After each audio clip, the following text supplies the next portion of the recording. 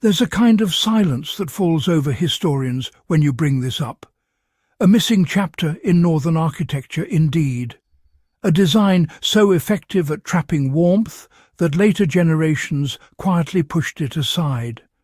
Not because it failed, mind you, but because it made their new prestige homes look embarrassingly inefficient. Today we're digging into the Earth-Sheltered Viking Home, a thermal masterpiece so far ahead of its time that it was eventually erased from building manuals. And trust me, once you understand what these settlers pulled off in sub-Arctic conditions, you'll never look at so-called modern insulation the same way again. Why the Vikings needed more than brute strength to survive. The Norse didn't settle in mild country, you see. They carved out a living across regions where winter wasn't a season. It was a personality. Northern Norway, Iceland, Greenland, places where the sun blinked out for months and the cold chewed through anything that wasn't built with purpose. Firewood wasn't guaranteed either. Iceland's early forests vanished fast, leaving settlers with a hard reality. If you wanted to stay alive through months of frost, you needed a home that conserved every ember of heat like gold. What's remarkable is how fast they solved this. No grand theories, no architectural guilds, just survival-driven engineering so solid it still embarrasses modern designs that rely on constant heating. How burying a home became the ultimate heat shield. The Vikings didn't dig entire houses underground. Instead, they built partially into the earth, using soil as a natural thermal barrier. Dirt isn't just dirt, it's a climate buffer, a living shield, if you will. It absorbs heat during the day and bleeds it back at night. It blocks wind, mutes storms, and stabilizes humidity. They figured this out centuries before anyone even coined terms like thermal battery or thermal mass. Honestly, it's a bit astonishing how ahead of their time they really were. Their longhouses were narrow and elongated, covered with thick turf that acted like nature's insulation. This wasn't just soft, grassy stuff, it was layered blocks of grass, soil, and intertwined roots, all stacked into walls nearly a metre thick. Each layer trapped these tiny air pockets, and each root mat knitted the structure together.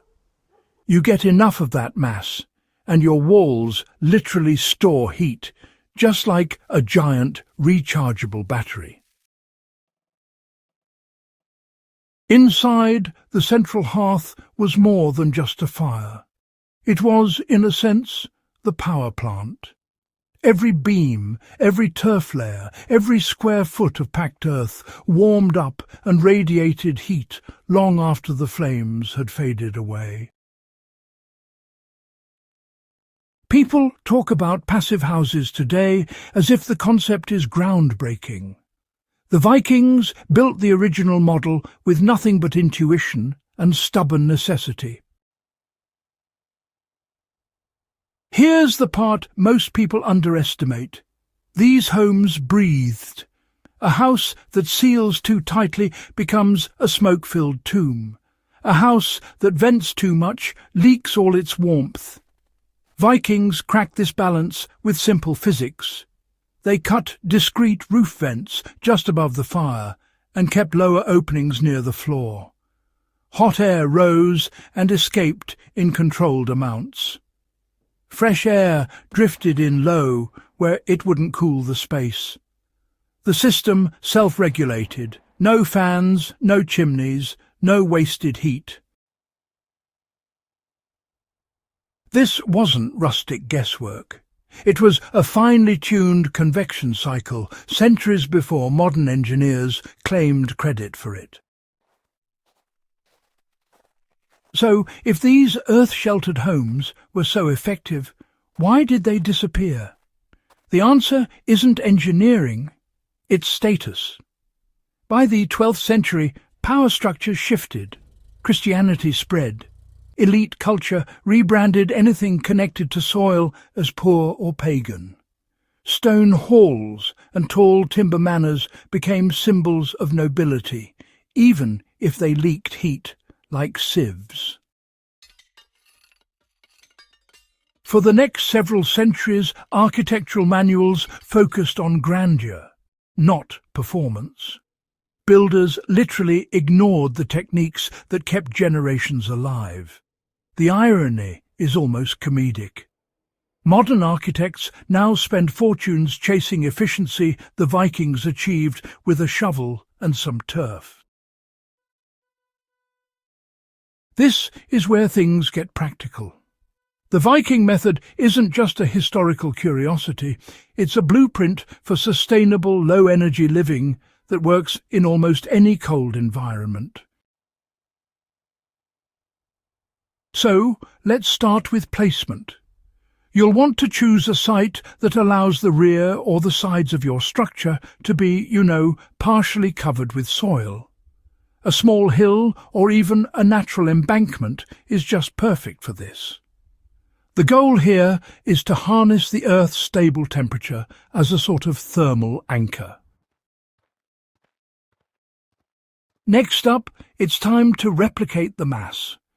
You really don't need turf blocks for this.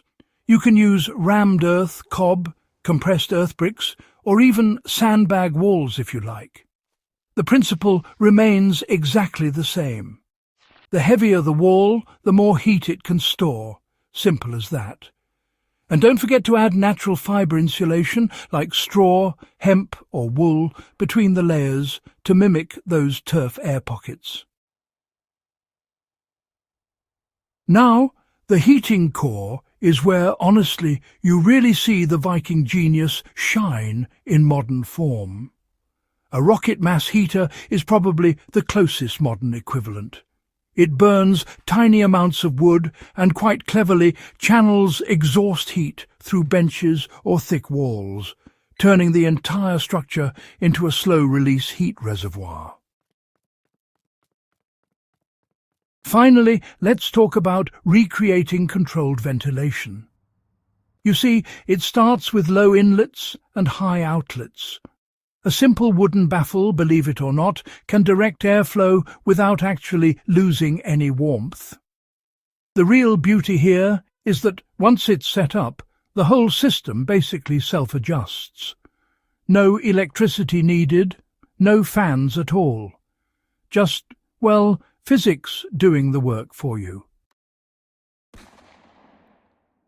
When experts restored ancient turf homes in Iceland, the results were honestly quite stunning. Even without any modern sealants, interior temperatures managed to stay around 15 to 18 degrees Celsius, while outside the world just froze. All of this, mind you, with a single hearth. And all with materials that, simply grew under their feet. That's not primitive, that's elite.